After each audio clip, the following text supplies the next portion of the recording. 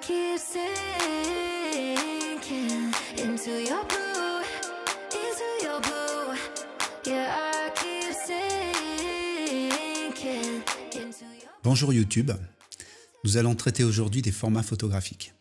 Alors, il existe trois grandes familles de formats. Il y a le petit format, le moyen format et le grand format.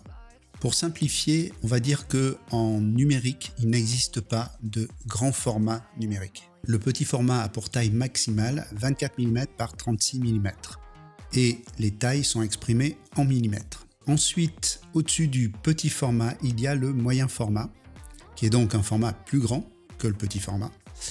Et le moyen format va s'arrêter là où commence le grand format.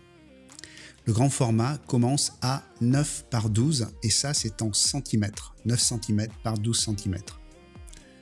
Donc on voit que le moyen format est situé entre le 24 par 36 mm et le 9 cm par 12 cm. Dans la réalité, il n'y a plus qu'un seul format moyen format qui est utilisé en numérique, c'est le 4,5 par 6. 4,5 par 6 c'est en centimètres. Et ce n'est pas la taille de la surface sensible, c'est la taille du film. La surface sensible fait 4,3 par 5,8, toujours en centimètres. On voit donc que c'est largement plus grand que le petit 24-36. On va voir maintenant les différents formats au sein de chaque famille de formats. En 24-36, il y a en gros trois formats. Il y a le 24-36 avec un coefficient de recadrage de 1, c'est-à-dire que ce n'est pas recadré. Il y a l'APS-H qui a un coefficient de recadrage de 1,3 et je pense que ce format n'existe plus. Il y a l'APS-C qui a un coefficient de recadrage de 1,5 ou 1,6.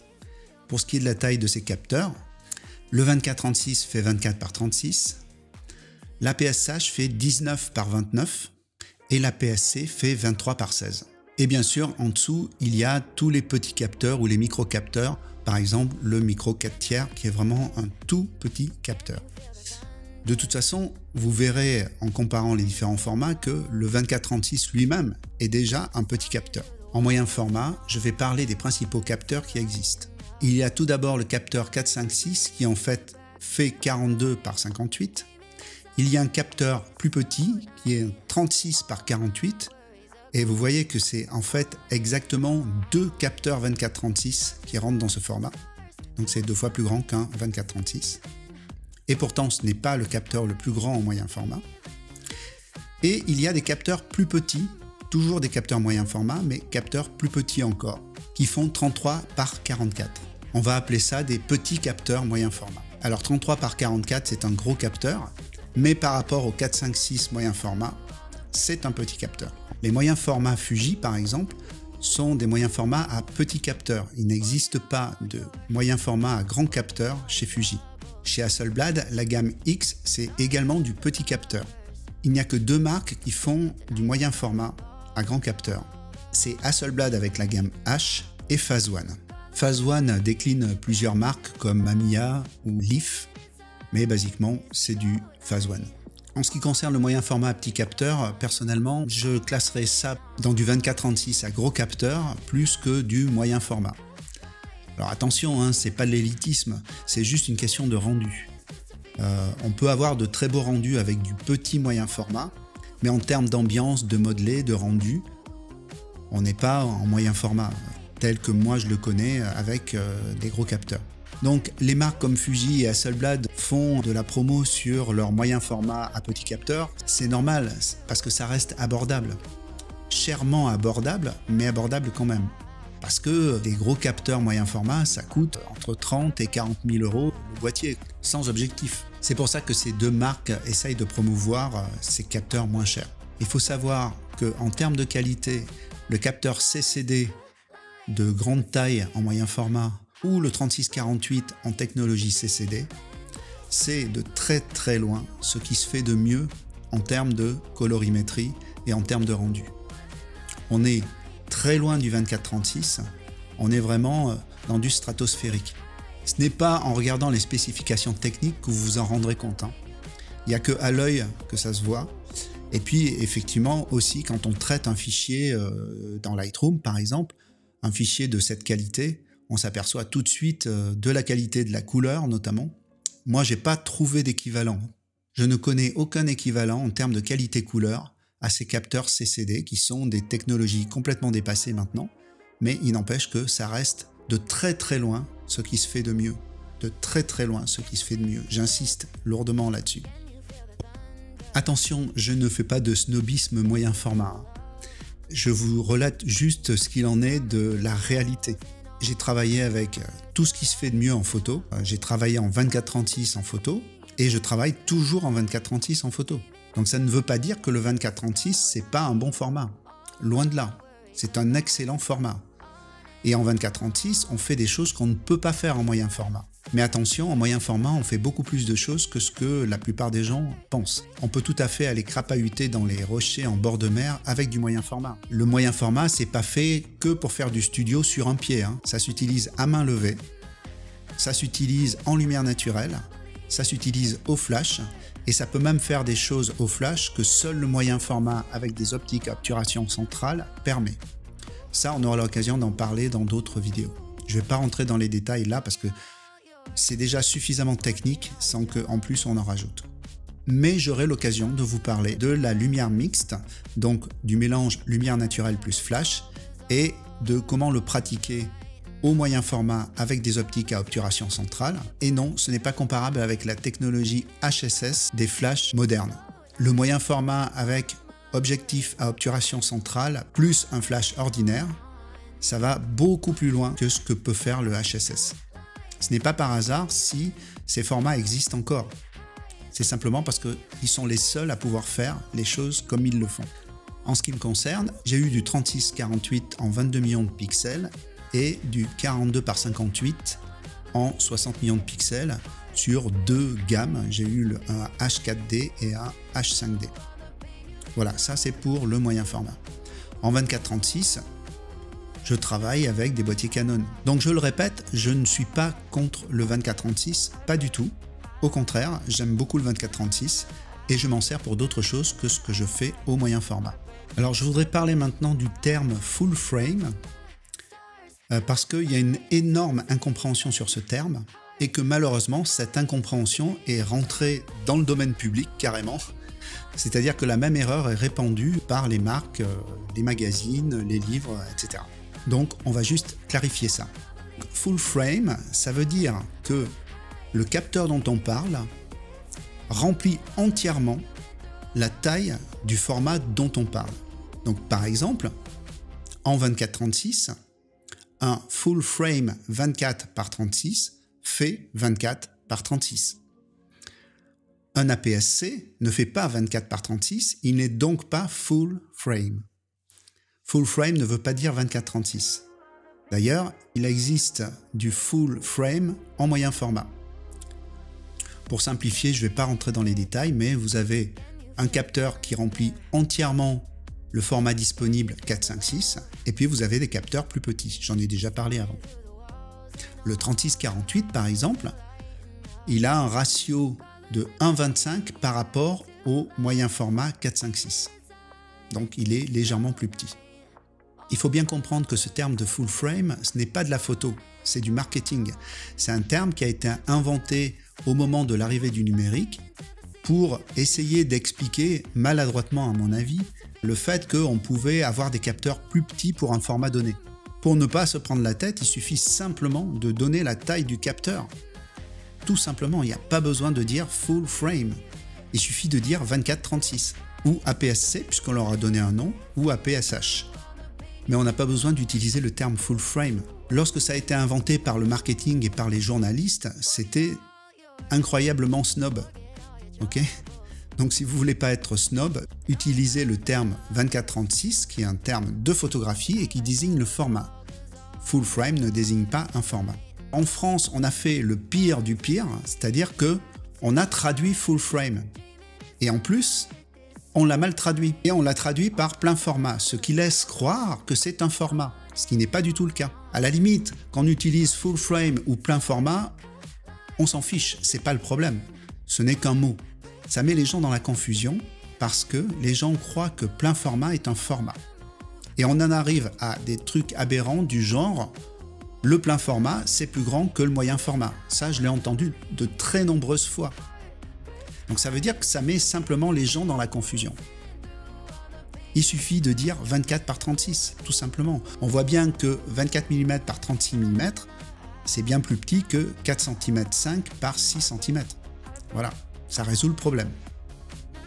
Donc, vous pouvez toujours utiliser full frame si vous en avez envie, pourquoi pas. Je vous déconseille très vivement d'utiliser plein format, même si vous le voyez partout, même si les constructeurs l'affichent, même si les magazines l'affichent, même si l'internet l'affiche, même si vous le lisez dans des livres. Ce n'est pas parce que plein de gens font l'erreur que vous devez, vous, la faire également. D'ailleurs, n'oubliez pas ici, la chaîne c'est photographier autrement, donc positionnez-vous autrement en utilisant le terme 24 par 36, ça sera beaucoup plus simple. On va voir comment utiliser tel ou tel format selon ce que l'on a à faire. En ce qui me concerne, je procède par élimination, c'est-à-dire que en fait, je fais tout au moyen format. La très grande majorité de mes images sont faites au moyen format et je ne fais au 24-36 que ce que je ne peux pas faire au moyen format. La raison pour laquelle je fais autant de choses au moyen format, c'est parce que je l'utilise d'une manière qui couvre tous mes besoins, quasiment tous mes besoins. Tout ce qui est portrait en studio, photo de mode, portrait, donc quand je dis portrait, c'est tous les cadrages, hein, c'est-à-dire depuis la photo en pied jusqu'au portrait serré pour la beauté par exemple, tout ça c'est fait au moyen format, hein, parce que évidemment la qualité est largement supérieure. Ce que j'entends par qualité, c'est essentiellement deux choses. Les qualités couleurs, puisque comme je vous l'expliquais avant, c'est un capteur CCD avec une restitution des couleurs qui est incroyable, et notamment les tons chers, c'est-à-dire la couleur de la peau. Il n'y a rien en 24-36 qui soit capable de restituer comme ça la peau. Voilà, ça c'est le premier point. Le deuxième point, c'est la qualité des optiques. C'est-à-dire que les optiques Hasselblad H sont d'une qualité superlative. Ensuite, au moyen format, je fais tout ce qui est lumière naturelle, notamment en bord de mer parce qu'il y a plein de lumière et le moyen format est tout à fait à l'aise dans ce cas-là. On voit donc que on peut parfaitement s'en servir en dehors du studio, mais alors sans aucun problème. Donc, quelles sont les limitations, ou plutôt les contraintes du moyen format? C'est essentiellement l'autofocus et la non-montée en ISO. C'est-à-dire qu'un capteur CCD qui a maintenant 6, 7 ans, 10 ans, évidemment, il est complètement dépassé au niveau de la montée en ISO. Mais, pour mon usage, ce n'est pas un problème. Simplement parce que lorsque je suis en studio, j'ai toute la puissance nécessaire avec les flashs et donc je reste à 100 ISO ou même à 80 ISO qui est la sensibilité native de mon capteur. Et pour ce qui est de la lumière naturelle, à Saint-Tropez au mois de juin en plein cagnard, je peux vous assurer qu'il y a de la lumière. Donc je peux rester là aussi à 80 ISO sans aucun problème. Voilà, donc pour 90% de mes usages, le moyen format convient parfaitement. Pour ce qui est de l'autofocus, on ne peut pas suivre un personnage qui est en mouvement rapide. Donc dans ce cas-là, effectivement, je me sers du 24-36. J'utilise le 24-36 pour certains usages seulement, mais ça se justifie parfaitement, évidemment. Là, à ce moment-là, j'en ai besoin.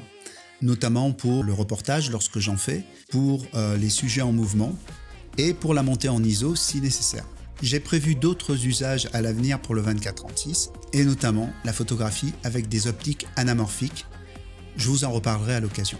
Si vous êtes un fan des très très beaux rendus et notamment des rendus naturels avec une sensation de 3D dans l'image ou une sensation de profondeur dans l'image, attention, je ne parle pas de profondeur de champ, je parle de profondeur dans l'image, c'est-à-dire la manière dont l'appareil photo va restituer la sensation de tridimensionnalité. En fait, la tridimensionnalité, c'est ce qui donne son côté très naturel à la photographie. Ça correspond à peu près à la manière de voir de l'œil humain. Donc les appareils photo qui sont capables de donner une bonne sensation de tridimensionnalité nous donnent une sensation de naturel, tout simplement. Si vous êtes un fan de rendu tridimensionnel, alors le moyen format à grand capteur ou le 36-48 sont vraiment les solutions pour vous. Sinon, vous pouvez utiliser du 24-36. Alors, tout ce que je viens de dire, le studio, la photo en plein air, etc., tout ça, c'est réalisable en 24-36. Une fois de plus, je ne fais pas de snobisme moyen format versus 24-36, puisque j'utilise les deux moi-même. Mais le rendu n'est pas le même, simplement. Vous avez une qualité de rendu qui est incomparable. Pour le portrait, un moyen format à capteur 456 en CCD est de très très loin ce qui se fait de mieux. Et ça n'a pas été égalé. Et ça n'a pas été égalé par les 24-36 récents, par les hybrides et même par les petits hybrides moyen format. On est loin derrière le rendu de ce moyen format 4.5.6 à capteur CCD. Nous allons maintenant regarder des images qui ont été réalisées en 24-36, puis on verra des images réalisées au moyen format.